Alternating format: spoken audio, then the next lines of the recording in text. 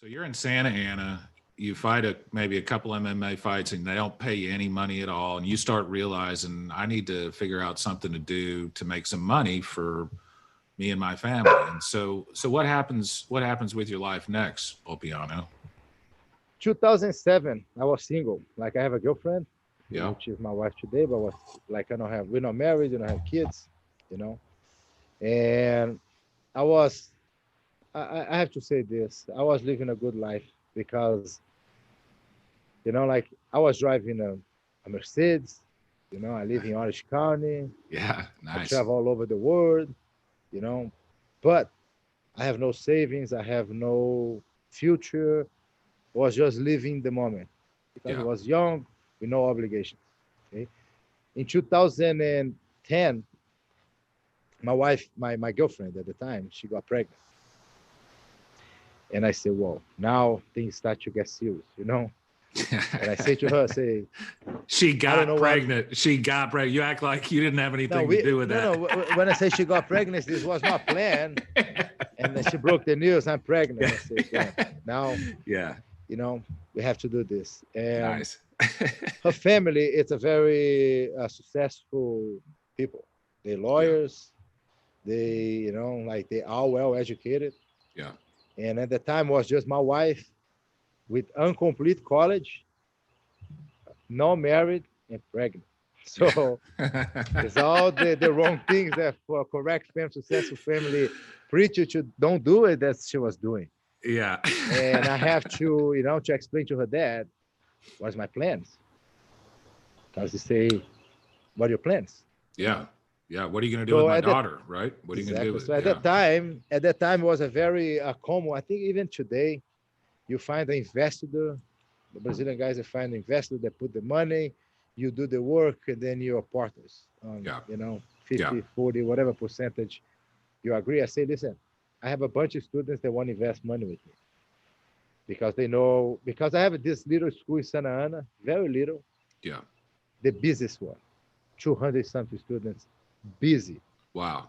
And I by the don't way, make money. you didn't you have the very first Gracie Baja franchise in the United Yes, States? actually was the first franchise Yeah. Yeah. because I was with Master Carlos when he moved to America.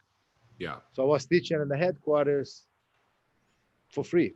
Okay, I Yeah. was helping them, and then they developed the system, they developed the franchise system, and I was fortunate enough to learn from the source. Nice. All the trials, everything that I did, I was there with Nice. some other professors. Yeah. And so my plan was, I'm gonna find an investor, you know, open a school and see what I'm gonna do. So I have a meeting with Master Carlos. Is And this the meeting at Whole Foods where he Whole Foods, made you buy the yeah, Whole drinks? Foods.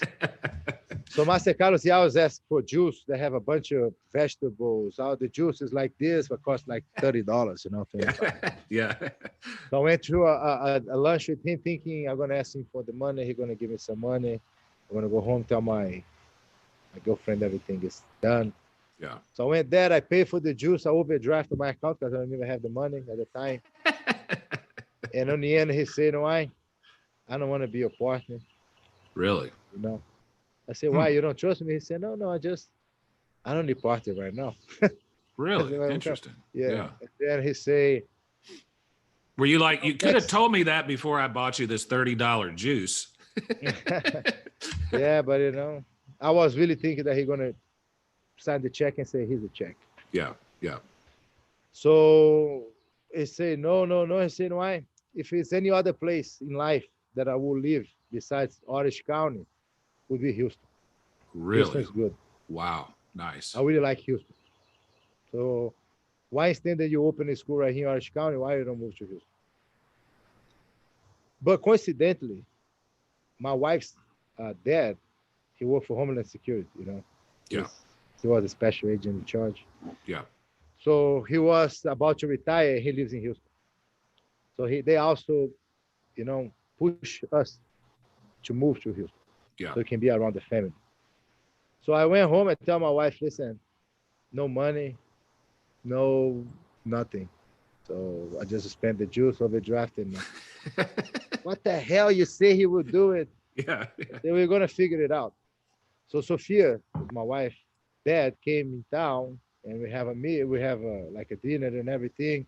Yeah. And he said, "What do you think about it? How much you need? Usually how much the investor put to open a school?" I Yeah. say X amount. He say, "What do you think about it? Maybe Sophia, because at the time I was not married. Okay, Yeah. she be your investor, and you work and you guys keep the money for you guys." Yeah. I said, "Whoa, that's a light to me, you know. Nice. It's a Yeah. light for us."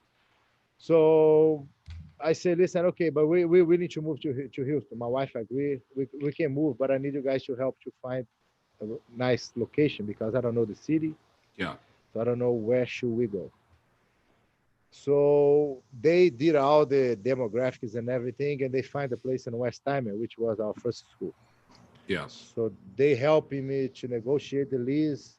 They oversee the whole construction, and when it was 1 month to be open, I drove with Sophia. At that time, my daughter, 2010, was already born, and then we moved to Houston Nice. with a little school, 2,800 square feet, without friends in Houston, just my father-in-law, my mother-in-law, So you my didn't know wife, and anybody, my you dad. didn't know anybody in Houston at all other than your wife's parents. Wow. No. I tell you what, here's another thing we have in common. When I started my law firm, my wife was 8 months pregnant with my first child, and we were buying a house, and I had no money. So I kind of understand where you're coming from.